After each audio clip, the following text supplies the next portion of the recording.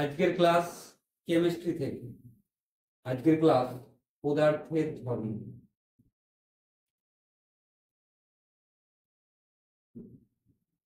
আমরা যা কিছু দেখি বা যা কিছুর অস্তিত্ব অনুভব করি সেগুলোকে আমরা দুটো শ্রেণীতে ভাগ করি। একটা হচ্ছে পদার্থ, একটা হচ্ছে শক্তি। এবারে পদার্থ কাকে বলে, শক্তি কাকে বলে সেটা আমরা জানি। পদার্থ হচ্ছে যার ভর আছে, যা কোনো স্থান দখল করে অবস্থান করে এবং যা তার স্থিতিশীল বা গতিশীল অবস্থার পরিবর্তনে বাধা প্রদান করে তাকে পদার্থ বলে। তাহলে যে সমস্ত জিনিসের ভর আছে, যেটা কিছুটা স্থান দখল করে থাকবে এবং যার স্থিতি বা গতি পরিবর্তনের জন্য বাধা প্রদান করবে, সেটা হচ্ছে পদার্থ। যেমন টেবিল হতে পারে, চেয়ার হতে পারে, মাটি হতে পারে, জল হতে পারে, বাতাস হতে পারে। এর বলে বাতাস, বাতাসের চোখে দেখা যায় না, বাতাস চোখে দেখা যায় না, কিন্তু এর তো অস্তিত্ব অনুভব করা যায়। এ তো একটা জায়গা জুড়ে থাকে, তাই বাতাসও হচ্ছে পদার্থ। কে বুঝতে পারেন? তাহলে যে প্রথমে আমি বললাম যে আমরা যা কিছুর অস্তিত্ব অনুভব করি সেগুলো দুটো শ্রেণীতে ভাগ করি, একটা হচ্ছে পদার্থ, একটা হচ্ছে শক্তি। তাহলে এখানে কি স্যার আলো হবে, তাপ হবে পদার্থ? না, আলো আর তাপ কোনো পদার্থ নয়। কারণ আলো বা তাপ এই দুটোরই কোনো ভর নেই, এরা কোনো স্থান দখল করে থাকে না, তাই এগুলো পদার্থ নয়। এগুলোকে আমরা বলি শক্তি। কি বলি? শক্তি। আলো শক্তি হচ্ছে যে তাপ শক্তি, আলো শক্তি, ঠিক আছে?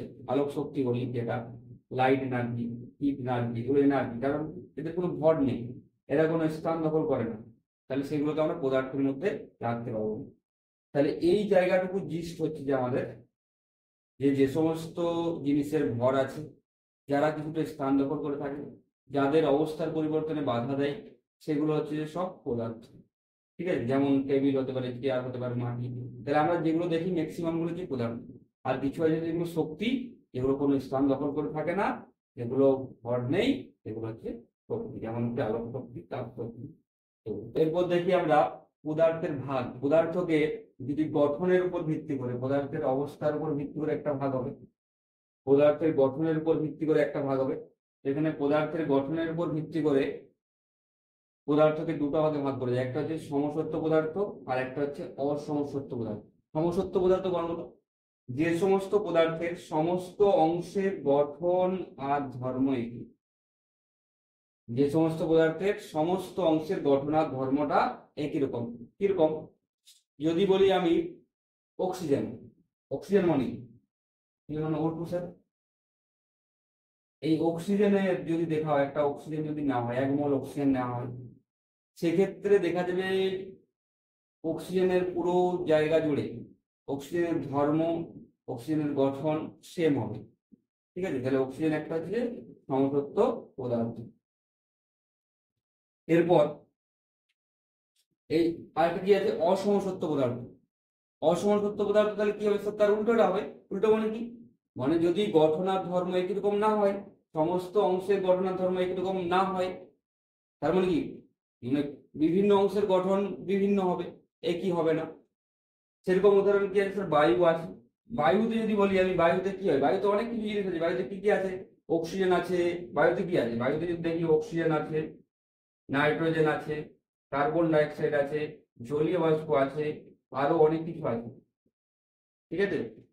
ধূলিকণা আছে। তাহলে এই সমস্ত জিনিসপত্র বায়ুর মধ্যে আছে। তাহলে বায়ু কি? বায়ুতে কি সব উপাদানগুলো সমান সমান আছে? নেই। বায়ুতে সমস্ত অংশের গঠন আর ধর্ম কি একই রকম? না, নয়। তাহলে বায়ু কি? বায়ু হচ্ছে অসমসত্ব পদার্থ। ঠিক আছে? মনে রাখবেন। এছাড়া যদি দেখি আমি আরো ভালো উদাহরণ দেখি, লোহা চূর্ণ আর গন্ধক চূর্ণের মিশ্রণ। ঠিক আছে? বা লোহা চূর্ণ আর বালি চূর্ণের মিশ্রণ যদি করি আমি, লোহা আর বালি ধরো, ধরো এখানে লোহা চূর্ণ আছে আর এখানে বালি চূর্ণ আছে। এটা কি করলাম আমি? লোহা আর বালি চূর্ণকে, মানে লোহা চূর্ণ আর বালিকে আমি কি করলাম? একটা পাত্রে রাখলাম। কিছুটা বালি আর লোহা চূর্ণের মিশ্রণকে একটা পাত্রে রাখলাম। তাহলে আমি বলতে পারবো কি যে এই অংশে যতটা লোহা আছে, এই অংশে ততটাই লোহা আছে, এই অংশে যতটাই আছে একই হবে কি? একই নিশ্চয় হবে না। তাহলে একই যখন না হবে তখন সেগুলোকে আমরা বলবো অসমসত্ব পদার্থ। অসমসত্ব পদার্থ মানে ওটাই যে পদার্থের সমস্ত অংশের গঠন আর ধর্ম একই হয় না। ঠিক আছে, এরকম ছাড়া আর কি উদাহরণ আছে?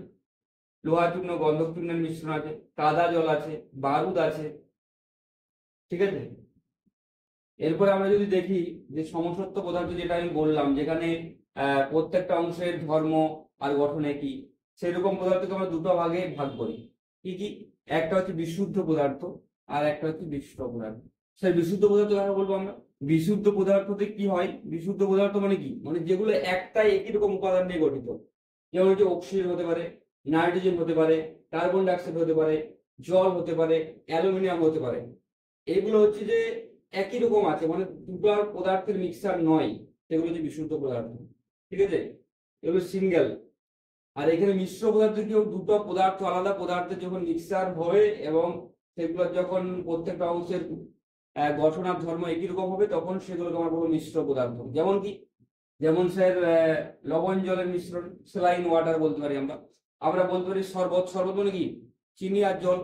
শরবত যখন করা হয় তখন কি হয়? চিনি মিশানো হয় আর কি মিশানো হয়? জল মিশানো হয়। কিন্তু শরবত যখন খাই, যখন শরবতটাকে দুটো গ্লাসে বা বাটিতে করে এরকম করে উলট পালট করে দেওয়া হয়, তখন কি হয়? চিনিটা সম্পূর্ণরূপে জলের মধ্যে দ্রবীভূত হয়ে যায়। এরপরে যখনই দ্রবীভূত হয়ে গেল, তখন কি আমরা দেখি যে এই কিছুটা অংশ খাওয়ার পর দেখি এই অংশের স্বাদ আলাদা, তারপরে অংশ খেয়ে পর দেখি এই অংশের স্বাদ আলাদা। এরকম হয় কি? এরকম হয় না, কারণ প্রত্যেকটা অংশের গঠন আর ধর্ম একই। তাই প্রত্যেকটা অংশ সমান মিষ্টি লাগে। সুতরাং এই সমস্ত পদার্থগুলো হলো মিশ্র পদার্থ। যেখানে দেখো দুটো আলাদা আলাদা উপাদান তো আছে, একটা চিনি আর জল, দুটো আলাদা পদার্থের নিয়ে গঠিত হয়েছে, সেটা হচ্ছে যে মিশ্র পদার্থ, কিন্তু প্রত্যেকটা অংশের গঠন আর ধর্ম একই রকমই আছে। চলো এবার আমরা দেখি পদার্থের অবস্থার ভেদ। মনে হচ্ছে যে অবস্থার দিক থেকে পদার্থকে কভাবে ভাগ করে দেবে। অবস্থার দিক থেকে আমরা দেখব পদার্থকে 5 ভাগে ভাগ করা যায়। কি কি? একটা হচ্ছে কঠিন পদার্থ, এক হচ্ছে তরল পদার্থ, এক হচ্ছে গ্যাসীয় পদার্থ, এক হচ্ছে প্লাজমা, এক হচ্ছে বোস, আইনস্টাইন, কনডেনসেট। বলছি বোস বলতে সত্যেন্দ্রনাথ বোস আর আইনস্টাইন। আমি আগে তিনটে জিনিস তোমাদের যেগুলো জানা সেগুলো আগে বলে দিই একটু। কঠিন পদার্থ, তরল পদার্থ, গ্যাসীয় পদার্থ। ঠিক আছে, কঠিন পদার্থের ক্ষেত্রে কি হয়? কঠিন পদার্থের ক্ষেত্রে কি থাকে? আকার বা আয়তন থাকে। ঠিক আছে, আকার আয়তন থাকে। আকার থাকে, আয়তন থাকে, আর কি হয়? দৃঢ়তা থাকে। দৃঢ়তা বলতে কতটা শক্ত কতটা নরম এরকম থাকে, দৃঢ়তা থাকে। একটা কঠিন পদার্থ মানে দৃঢ়তা থাকবে। তরলের ক্ষেত্রে আমরা দেখবো যে আকার থাকে না, কি থাকে? শুধুমাত্র আয়তন থাকে। শুধুমাত্র আয়তন থাকে। আর এটার ক্ষেত্রে কি? গ্যাসীয় পদার্থের ক্ষেত্রে কি? আকারও থাকে না, আকারও থাকে না, আয়তনও থাকে না। আকার বা আয়তন কোনোটাই থাকে না। ঠিক আছে, এরপর কঠিন পদার্থের কেন এরকম হয়? আকার থাকে একটা যেহেতু নির্দিষ্ট। এই দেখো, আমি যদি ছবি আঁকি, আমি ছবি আঁকতে ভালো পারি না, মোটামুটি আঁকি, এটা হচ্ছে কঠিন পদার্থ। কঠিন পদার্থের ক্ষেত্রে হয় যে অণুগুলো আছে না, এই যে অণুগুলো, এগুলো যদি অণু হয়, এই অণুগুলো একটা নির্দিষ্ট ভাবে, একটা নির্দিষ্ট আকারে এরকম ভাবে সজ্জিত হবে। ঠিক আছে, এটা হচ্ছে কঠিন পদার্থ এবং এরকম আরো ঘন ঘন হবে।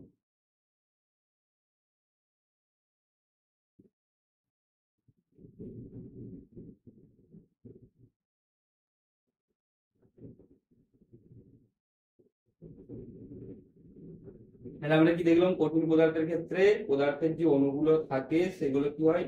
খুব ঘন সন্নিবিষ্ট ভাবে অবস্থান করে। এবং কেন অবস্থান করে? কারণ দুটো অণুর মধ্যে, এই যে অণু এই যে অণু, এই দুটো অণুর মধ্যে কি হয়? আন্তঃআণবিক যে আকর্ষণ বল সেটা অনেক বেশি হয়। ঠিক আছে, তাই কঠিন বস্তু কি হয়? দৃঢ় হয়। তাহলে কঠিন বস্তুর মধ্যে কম বেশি দৃঢ়তা আমরা লক্ষ্য করি। ঠিক আছে, এই জন্য কঠিন বস্তু কি আছে? ধাতু আছে। সমস্ত ধাতু হচ্ছে কঠিন বস্তুর উদাহরণ। ঠিক আছে। এমন একটা ধাতু আছে যেটা হচ্ছে যে তরল, তোমরা কমেন্টে বলো তরল ধাতুর উদাহরণ কি? এছাড়া থাকে পাথর, লবণ, বালু, এগুলো সব হচ্ছে সব কঠিন পদার্থের উদাহরণ। এরপর আমরা যদি আসি তরল পদার্থে, তরল পদার্থের ক্ষেত্রে কি বললাম, কোনো আকার থাকে না। তাহলে আকার থাকে না, আকার যদি না থাকে কোনো পদার্থের, শুধুমাত্র আয়তন থাকে। তাহলে যদি আকার না থাকে কোনো পদার্থের, সেক্ষেত্রে আমরা কি হয়, পদার্থটা যে পাত্রে রাখা হয় সেই পাত্রের আকার ধারণ করবে। ধরো একটা জলকে বা একটা ধরো কোনো পেট্রোলকে যদি আমি একটা পাত্রে রাখি, এরকম এরকম একটা পাত্রে রাখি, আয়তকার পাত্রে, তাহলে আয়তকার আকার ধারণ করবে, মানে এইখানে এরকম হবে আকার।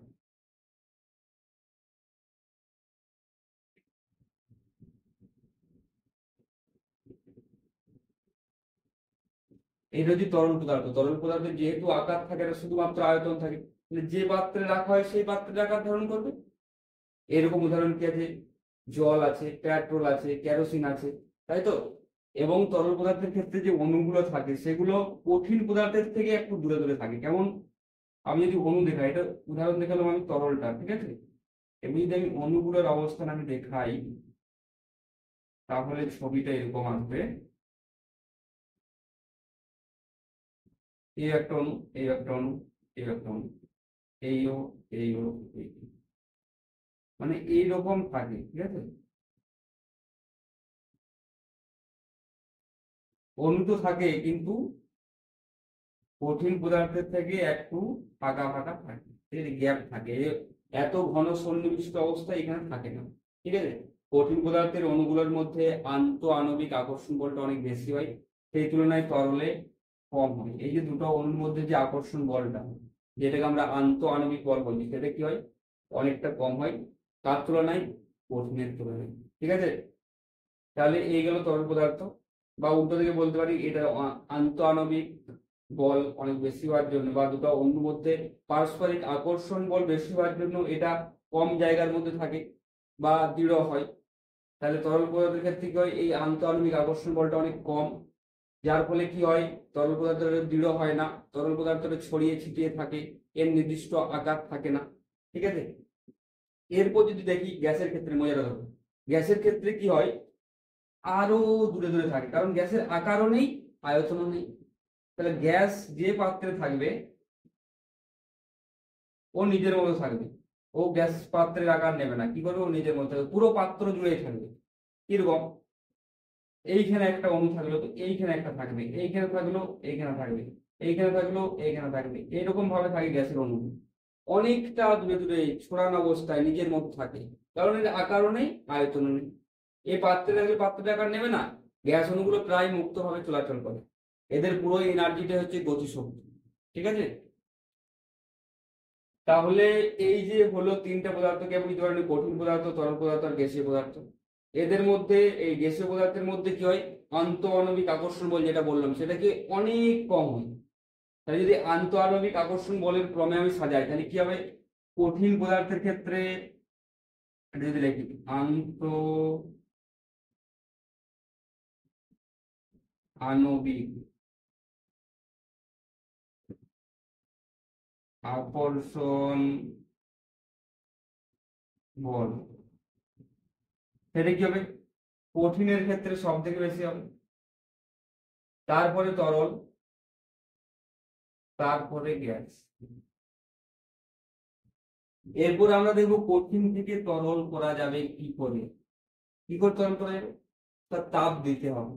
এখানে তাপ যদি দিই আমি, তাহলে কি হবে, কঠিন পদার্থ তরল পদার্থে পরিণত হয়ে যাবে, কারণ কঠিন পদার্থের মধ্যে দুটো অণুর মধ্যে যখনই তাপ দেওয়া হবে, তখন দুটো অণুর মধ্যে কি হবে, আকর্ষণ বলটা কমবে, কারণ তো কঠিনের অণুগুলো যখন ভাইব্রেট শুরু করবে, ভাইব্রেট করা মানে কি, দুটোর মধ্যে যে দূরত্বটা ছিল সেই দূরত্বটা আস্তে আস্তে বাড়তে থাকবে। তাহলে এইটা হচ্ছে তাপ প্রয়োগ করলে কি হবে, কঠিন পদার্থটা তরল পদার্থে পরিণত হবে। এবার তরলকে যদি আরো তাপ দেওয়া হয়, তাহলে সেটা কি হবে, গ্যাসীয় পদার্থে পরিণত হবে, ঠিক আছে। তাহলে উল্টো দিকে হবে না, হবে স্যার।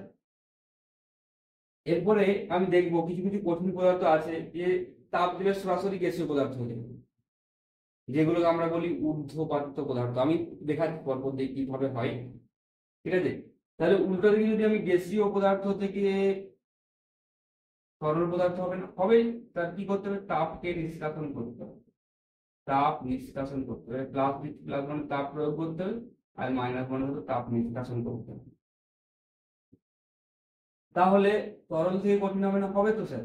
কি করতে হবে? তাপ কমাতে হবে, তাপ নিষ্কাশন করতে হবে, মাইনাস তাপ। তাহলে এটা হয়ে যাবে, ঠিক আছে? এগুলো প্রত্যেকটা প্রসেসের একটা করে নাম আছে, আমি দেখাচ্ছি। আর কিছু কঠিন পদার্থকে তাপ দিলে, যেমন কর্পূর, ন্যাপথলিন, তাপ দিলে কি সরাসরি গ্যাসীয় পদার্থে পরিণত হয়ে যায়। আবার ঠান্ডা করলে সেই উল্টোটাই হবে, কি হবে? গ্যাসীয় পদার্থ থেকে কঠিন পদার্থ হয়ে যাবে। সেগুলো বলে ঊর্ধ্বপাতিত পদার্থ, এবং বৈশিষ্ট্য বলে ঊর্ধ্বপাতন। আচ্ছা, এই উদাহরণগুলো বলা হয়নি। তরল পদার্থের উদাহরণ কি? জল, পেট্রোল, কেরোসিন। গ্যাসীয় পদার্থ উদাহরণ কি হবে? Hydrogen, oxygen, carbon dioxide, nitrogen, এগুলো সব হবে গ্যাসীয় পদার্থের উদাহরণ। প্লাজমা অবস্থা হচ্ছে কখন?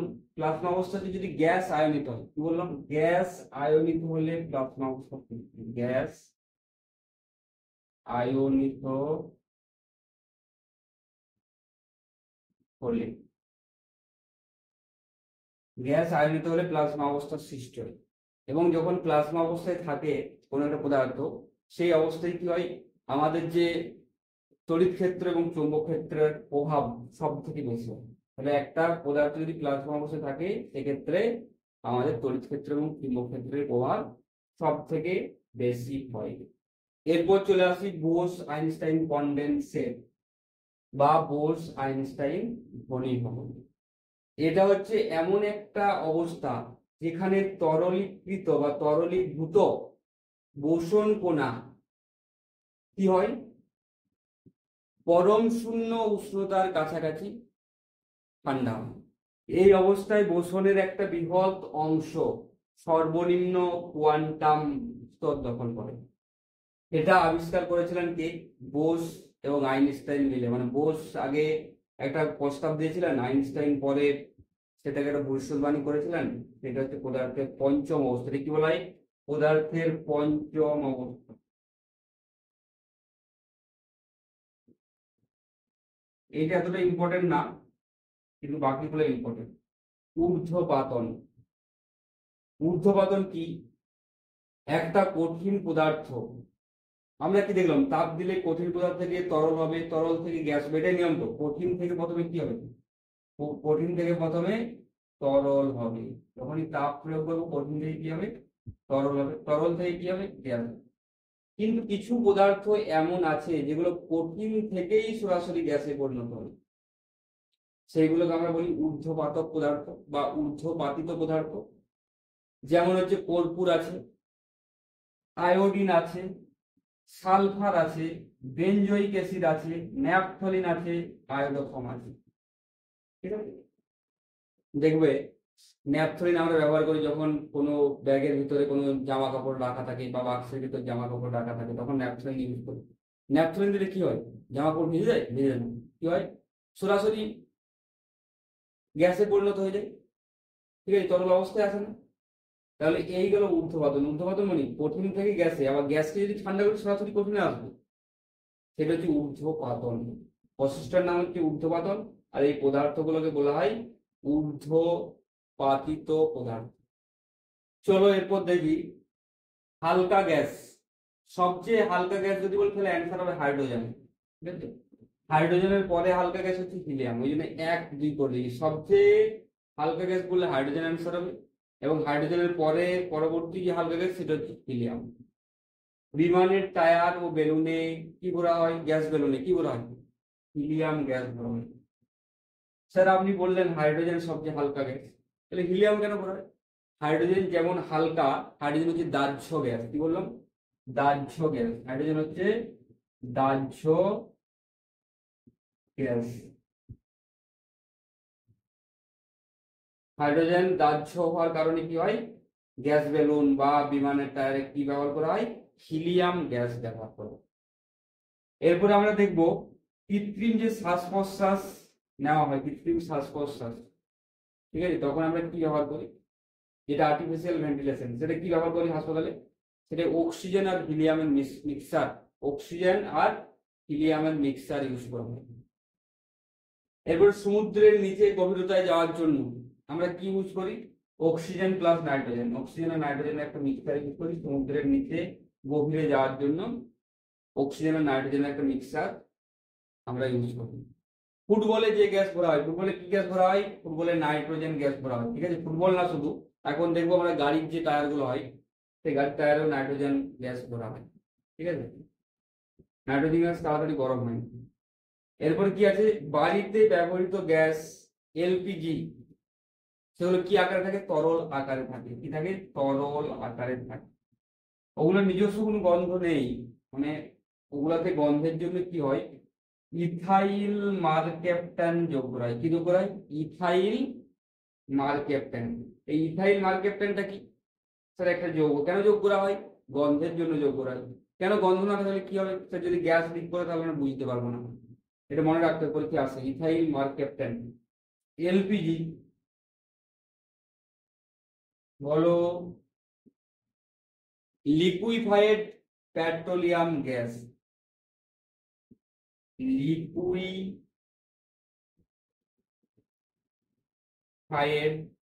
লিকুইড না, লিকুইফাইড পেট্রোলিয়াম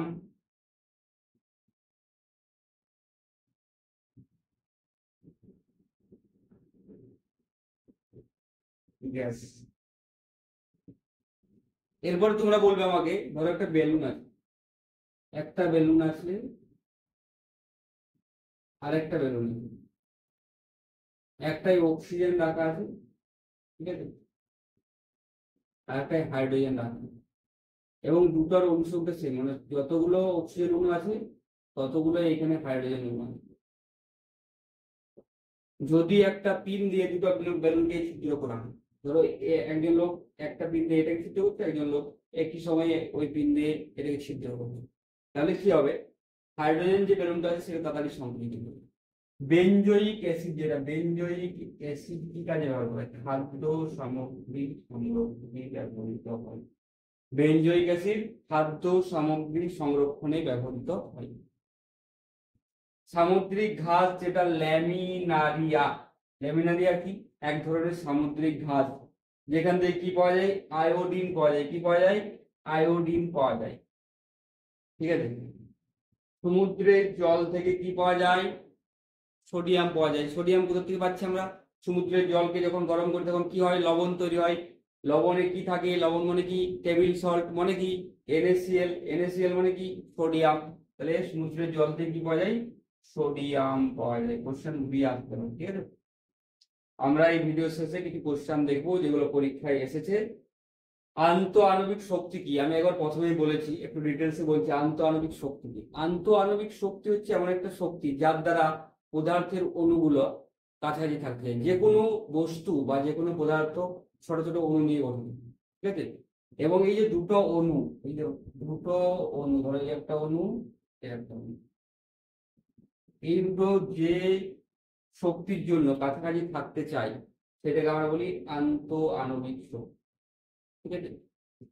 এই যে পদার্থের, যে কোনো পদার্থের অণুগুলো, এই যে পদার্থ, যদি আমি কঠিন পদার্থ দেখি, যে কোনো পদার্থের অণুগুলো কি থাকে?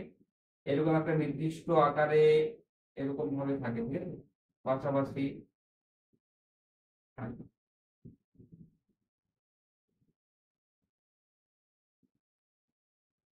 এটা হচ্ছে কঠিন পদার্থের অণু। এই যে দুটো অণুর মধ্যে যে একটা আকর্ষণ বল কাজ করছে সেটাকে আমরা বলি আন্তঃআণবিক শক্তি। এই শক্তির জন্য দুটো অণু কাছাকাছি থাকতে, এবং এই যে অণুগুলো, কঠিন পদার্থের অণুগুলো, এগুলো হচ্ছে সদা কম্পনশীল বা ভাইব্রেটিং মোডে থাকে, ঠিক আছে? এগুলো যখনই আমরা তাপ দিই, ধরো বাইরের থেকে তাপ দেওয়া হয়, কি দেওয়া হচ্ছে? তাপ দেওয়া হয়, এক্সটার্নাল হিট যখন দেওয়া হয় এগুলোতে, তখন কি হয়? এই যে কম্পনের রেটটা বেড়ে যায়। এই কঠিন পদার্থের অণুগুলো যখন তাপ দেওয়া হয় তখন কি হয়? অণুগুলো তো ভাইব্রেটিং মোডে ছিলই, সেগুলোর ভাইব্রেশন আরো বেড়ে যায়, কম্পনটা আরো বেড়ে যায়। কম্পনটা বেড়ে গেলে কি হবে? এইটা অণুটা অনেক দূর যাওয়া আসা করবে, এই কম্পনটা যখনই বেড়ে যাবে তখন কি হবে? অণুগুলোর মধ্যে গতির সঞ্চার হবে, সেটাকে আমরা বলি গতি শক্তি। যদি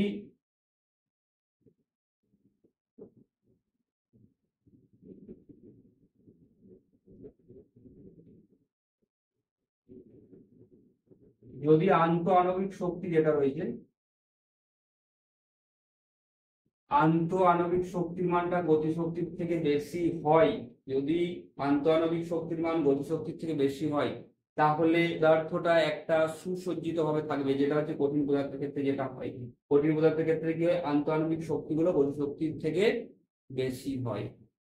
ঠিক আছে, এরপরে কি হয়, আস্তে আস্তে যদি আরো তাপ দিই তাহলে কি হবে, আস্তে আস্তে এগুলোর গতিশক্তিটা আস্তে আস্তে বাড়বে, এখান থেকে ছাড়িয়ে দূরে দূরে চলে যাবে। ঠিক আছে, দূরে দূরে চলে যাবে। তাহলে তরলের ক্ষেত্রে কি হয়, এইগুলাই কি হয়, দূরে দূরে চলে যাবে। যখন এগুলো কম্পনশীল অবস্থায় থাকে, যখনই তাপ দিচ্ছি তখন কি হচ্ছে, কম্পনটা আরো বাড়ছে। কম্পনটা আরো বাড়লে কি হচ্ছে, দুটো অণুর মধ্যে ডিস্টেন্সটা বেড়ে যাচ্ছে। ঠিক আছে, গতিশক্তি পাচ্ছে, তো এটা যে ডিস্টেন্সটা বেড়ে যাচ্ছে। এরপরে এমন হতে পারে যে যখন দেখা যাচ্ছে যে এই আন্তঃআণবিক শক্তির থেকে যদি আরো তাপ দেওয়া হয়, আরো যদি তাপ দেওয়া হয় তাহলে কি হবে, এই কোনো টান ফান কিছু রইবে না, এ পুরোপুরি একদম কি হয়ে যাবে, অনেক দূরে দূরে চলে যাবে। ঠিক আছে, এবং প্রায় স্বাধীনভাবে এটার মুভমেন্ট হবে। এটা হয় কার ক্ষেত্রে, গ্যাসীয় পদার্থের ক্ষেত্রে। গ্যাসীয় পদার্থের ক্ষেত্রে কি হয়, গতিশক্তির মানটা আন্তঃআণবিক শক্তি যেটা রয়েছে সেটার থেকে বেড়ে যায়। তাহলে বুঝে গেছে, এটা আন্তঃআণবিক শক্তি আর কিছুই না, যে দুটো অণুর মধ্যে যে পারস্পরিক আকর্ষণ বলটা কাজ করে সেটা হচ্ছে আন্তঃআণবিক শক্তি, বা যে শক্তির প্রভাবে দুটো অণু কাছাকাছি থাকতে যায় সেটাকে বলি আমরা আন্তঃআণবিক শক্তি। এরপর দেখি,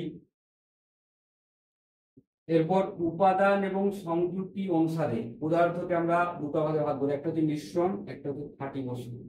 খাঁটি বস্তুর মধ্যে আবার দুটো ভাগ, একটা হচ্ছে মৌল, একটা হচ্ছে যৌগ। মৌলের আবার দুটো ভাগ, একটা হচ্ছে অধাতু, একটা হচ্ছে ধাতু। এই দিকটা পরে আসছি আমি, এই দিকটা প্রথমে আসছি। মিশ্রণ, মিশ্রণ কি, মিশ্রণ হচ্ছে যে দুই বা ততোধিক পদার্থকে যে কোনো অনুপাতে, যে কোনো অনুপাতে যদি একত্রে মেশানো হয়, তাহলে যদি তারা নিজ নিজ ধর্ম বজায় রেখে পাশাপাশি অবস্থান করে, তখন তাকে আমরা বলি মিশ্রণ।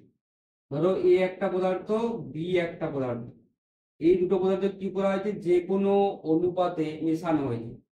তার ফলে কি হয়েছে, যে এর ধর্ম আছে, বি এর ধর্ম আছে, কিন্তু একসাথে অবস্থান করছে, তখন সেটাকে আমরা বলবো মিশ্রণ। মিশ্রণ দু রকম হতে পারে, একটা হচ্ছে যে অসমসত্ব মিশ্রণ, আর একটা হচ্ছে সমসত্ব মিশ্রণ। অসমসত্ব মিশ্রণে কি হয়, যে উপাদানগুলো আছে সেগুলো কি হয়, বিভিন্ন অনুপাতে থাকে। আর সমসত্ব মিশ্রণে কি হয়, উপাদানগুলো একই অনুপাতে থাকে। এরপর বিভিন্ন অনুপাতে থাকে মানে কি, আমি একটা উদাহরণ দিয়ে জিনিসটা বোঝাই। বালি ও চিনির মিশ্রণ, বালি ও চিনির মিশ্রণ ধরো একটা পাত্রে রাখা হয়েছে, একটা পাত্রে কি রাখা হয়েছে, বালি রাখা হয়েছে আর চিনির মিশ্রণ রাখা হয়েছে, বালি আর চিনি মিক্সার করে রাখা হয়েছে। তাহলে যদি বালি আর চিনি যদি কোনো একটা অংশ আমি নিই, সেক্ষেত্রে কি বালির পরিমাণ আর চিনির পরিমাণ যা হবে, আর একটা যদি অংশ নিই, সেখানে কি বালির পরিমাণ চিনির পরিমাণ সেম হবে? নিশ্চয়ই হবে না। তাহলে এটা বিভিন্ন অনুপাতে আছে, এবং এই দুটো ধর্ম পুরো আলাদা। কি করে আলাদা? আমরা খালি চোখে বা অনুবীক্ষণ যন্ত্রের সাহায্যে বালি আর চিনি সেপারেট করতে পারবো। ঠিক আছে, এমনকি এটা যদি জল দেওয়া হয়, এই যে বালি আর চিনির যে মিশ্রণ হয়েছে, এই মিশ্রণটা যদি জল যোগ করা হয়, তাহলে কি হবে, চিনিতে জলে দ্রবীভূত হয়ে যাবে, কিন্তু বালিতে দ্রবীভূত হবে না, তাহলে সেপারেটও হয়ে যাবে। সেটা হচ্ছে যে অসমসত্ব মিশ্রণ। এবার তাহলে স্যার সমসত্ব মিশ্রণ, এখানে বললাম উপাদানগুলো যদি একই অনুপাতে থাকে, মনে হচ্ছে যে চিনি জলীয় দমন করলাম, ধরো শরবত করলাম, শরবতে কি কি থাকে, চিনি আর জল থাকে। এবারে চিনি আর জল যখন মিশানো হয়ে যাবে একবার, তখন কি কোনো অংশের স্বাদ মিষ্টি, কোনো অংশের স্বাদ কম মিষ্টি এরকম লাগবে কি? হবে না, নিশ্চয়ই প্রত্যেকটা অংশের স্বাদ একই হবে। তাহলে এটা প্রত্যেকটা অংশ একই অনুপাতে থাকে, তার জন্য এটা হচ্ছে যে সমসত্ব মিশ্রণ। কারো কোনো এই পোর্শনে অসুবিধা? এরপর পরের ভাগটা যাই আমরা, পদার্থের যে সেকেন্ড ভাগটা ছিল, একটা মিশ্রণ ছিল, একটা কি ছিল, খাঁটি বস্তু। খাঁটি বস্তু কোনগুলো স্যার?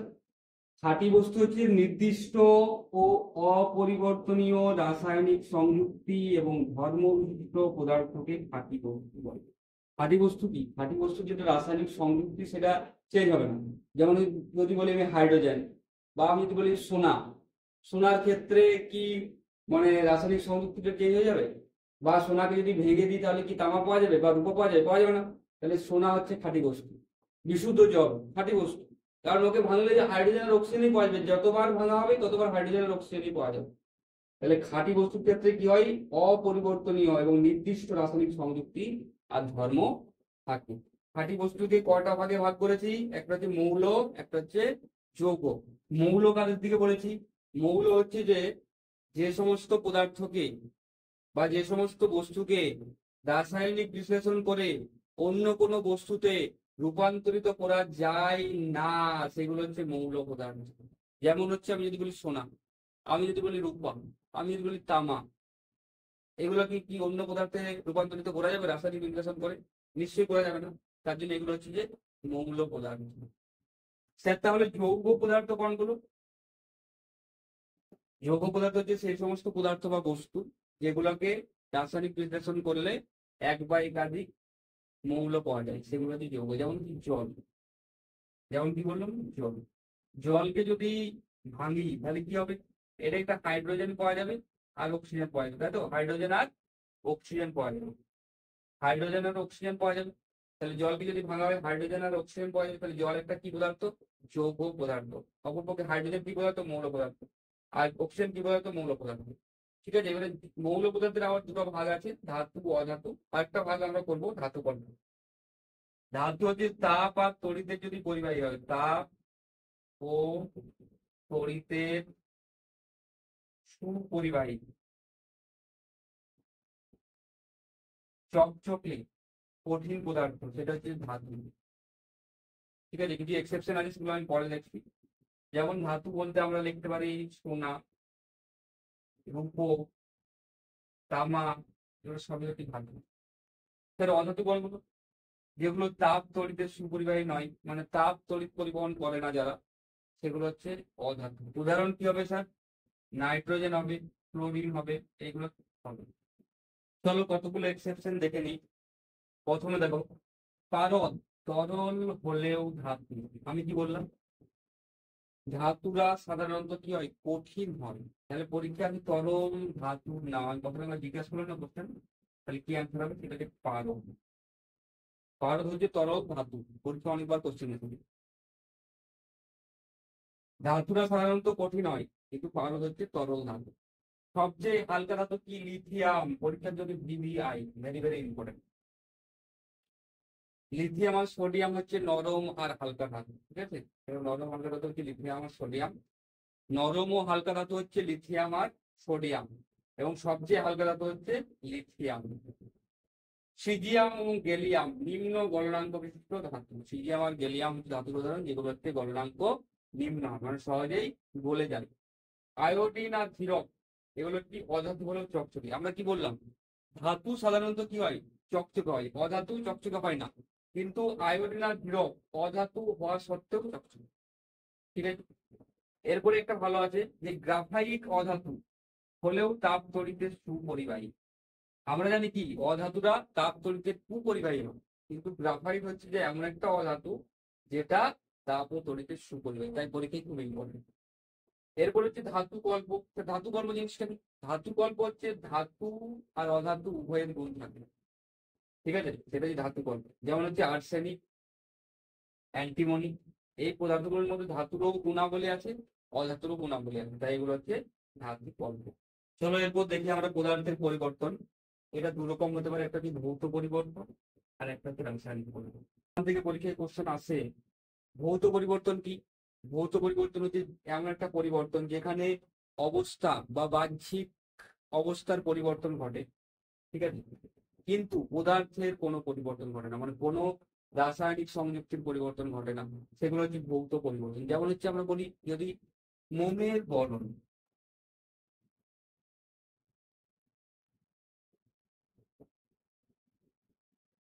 মোমের গলন হলে কি হবে, মোমের গলন হলে মোমটা গলে যাবে। আবার যদি মোমটাকে ঠান্ডা করে দেওয়া হয় তাহলে আবার মোমে পরিণত হয়ে যাবে, তরলটা আবার কঠিনে পরিণত হয়ে যাবে। তাহলে সেক্ষেত্রে কোনো পদার্থের চেঞ্জ হচ্ছে না, সেটা হচ্ছে যে ভৌত পরিবর্তন, ঠিক আছে? আর রাসায়নিক পরিবর্তন হচ্ছে যে যে পরিবর্তনের ফলে পদার্থের রাসায়নিক ধর্মের পরিবর্তন ঘটে। রাসায়নিক ধর্মের পরিবর্তন ঘটে মানে সম্পূর্ণ নতুন একটা পদার্থের সৃষ্টি হয়ে যাবে।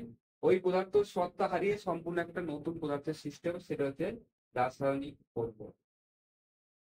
ঠিক আছে, যেমন হচ্ছে যে লোহায় মরিচা পড়ে, মরিচা পড়া। মরিচা কিভাবে পড়ে জানো? মরিচা পড়ে যে যখন একটা লোহাকে জল এবং বাতাসের সংস্পর্শে রেখে দেওয়া হয়, তখন একটা লোহার উপর একটা আস্তরণ পড়ে যায়, যেটা বলে মরিচা। এই মরিচা থেকে কি আমরা আবার লোহাতে নিয়ে আসতে পারবো? পারবো না। তাহলে সেটা হচ্ছে রাসায়নিক পরিবর্তন। ভৌত পরিবর্তন হলে সেটাকে আবার পুনরায় ব্যাক স্টেজে নিয়ে আসা যাবে, কিন্তু রাসায়নিক পরিবর্তনে তাকে ব্যাক স্টেজে নিয়ে আসা যাবে না। মানে আমি যদি বলি কোন জিনিসের দহন, কাঠের দহন বা কয়লার দহন,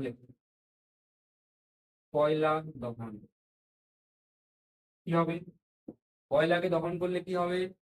কয়লা তো পুড়ে যাবে, সেক্ষেত্রে কিন্তু ছাই তৈরি হবে বা কিছু গ্যাস তৈরি হবে, তাপ শক্তি তৈরি হবে। সেটার থেকে কয়লাকে কি আবার ফেরত নিয়ে আসা যাবে? নিশ্চয়ই যাবে। তাহলে এটা হচ্ছে রাসায়নিক পরিবর্তন। আচ্ছা, আমি যদি শরবত বলি, শরবত কি হবে? শরবত ভৌত পরিবর্তন হবে। কেন স্যার? শরবতে চিনি আর জল মিশিয়ে শরবত তৈরি হয়, এবং শরবতকে স্যার যদি গরম করা হয়, চিনি আর জল সেপারেট করে দেবে। শরবত হচ্ছে ভৌত পরিবর্তন। ভৌত পরিবর্তন, রাসায়নিক পরিবর্তনে কি বললাম? ভৌত পরিবর্তনের ক্ষেত্রে ভৌত ধর্মের পরিবর্তন ঘটে, কিন্তু রাসায়নিক সংযুক্তি একই থাকবে। রাসায়নিক পরিবর্তনের ক্ষেত্রে কি হবে? রাসায়নিক ধর্মের পরিবর্তন ঘটবে। তাই ভৌত পরিবর্তনে কোনো নতুন পদার্থের সৃষ্টি হয় না, কিন্তু রাসায়নিক পরিবর্তনে নতুন পদার্থের সৃষ্টি হয়। এরপর দেখি আমরা পরীক্ষায় কি ধরনের কোশ্চেন এসেছে। প্রশ্নে যাওয়ার আগে তোমাদের কাছে আমার একটা অনুরোধ, যদি এই চ্যানেল থেকে সত্যি উপকৃত হও, তাহলে চ্যানেলটিকে সাবস্ক্রাইব করে দেবে। আর যারা চ্যানেল সাবস্ক্রাইব করে অলরেডি সাথে আছো, তাদেরকে জানাই অসংখ্য ধন্যবাদ। চলো, 1 নম্বর কোশ্চেন কি আছে? পদার্থের ক্ষেত্রে নিচের কোন বিবৃতিটি সঠিক নয়? কবে এসছে? RRB JEE 2019 সালে। আমরা কি করবো? কোশ্চেনটাকে ভালো করে পড়বো। অপশন এ, পদার্থের কণার মধ্যে কোনো আকর্ষণ বল নেই। অপশন বি, পদার্থের কণাগুলি তরল ও বাতাসে ক্রমাগত চলাচল করে। অপশন সি, পদার্থ কণা দ্বারা গঠিত। অপশন ডি, পদার্থের কণাগুলির মধ্যে একটি আন্তঃআণবিক স্থান রয়েছে। এখানে কি বলেছে? কোনটি সঠিক নয় বলেছে। ঠিক আছে, আমি তাহলে নিজ দিক থেকে দেখি। পদার্থের কণাগুলির মধ্যে একটি আন্তঃআণবিক স্থান রয়েছে, অবশ্যই আছে, আমি বলেছি। দুটো কণার মধ্যে একটা আন্তঃআণবিক স্থান আছে। ঠিক আছে, পদার্থ কণা দ্বারা গঠিত, এটাও ঠিক, অবশ্যই ঠিক। পদার্থের কণাগুলো তরল ও বাতাসে ক্রমাগত চলাচল করে। আমি তো দেখলাম পদার্থের কণাগুলো কঠিনে কেবলমাত্র সংঘবদ্ধ অবস্থায় থাকে, তরলের ক্ষেত্রেও ওগুলো চলাচল করে এবং বাতাসের ক্ষেত্রে তো প্রায় মুক্ত। তাহলে এই বিবৃতিও আমাদের ঠিক আছে। তাহলে কি অবশ্যই এই বিবৃতি ভুল থাকতে হবে? পদার্থের কণার মধ্যে কোনো আকর্ষণ বল নেই। আকর্ষণ বল নেই, আছে তো, বললাম না, আন্তঃআণবিক আকর্ষণ বল বলে এটাকে। আন্ত আণবিক আকর্ষণ বল। দুটো কণার মধ্যে যে বল কাজ করে সেটা কি বললাম? আন্তঃআণবিক আকর্ষণ বল। দেখছো কিরকম কোশ্চেন আসছে, কত ডিপ কনসেপ্ট থেকে কোশ্চেন আসছে, দেখতে পাচ্ছেন? বিজ্ঞানীরা এখনো পর্যন্ত কয়টি অবস্থা নির্ধারণ করেছেন? কটা অবস্থা? স্যার 5টা অবস্থা একটু আগে পড়ালাম। কি কি স্যার? কঠিন, তরল, গ্যাসীয়। 3টা তো তোমরা জানোই। আর দুটো কি কি স্যার? একটা প্লাজমা অবস্থা, আর একটা হচ্ছে বোস আইনস্টাইন ঘনীভবন। তাহলে এই ছিল আজকের ক্লাস। দেখা হচ্ছে পরের ভিডিওতে।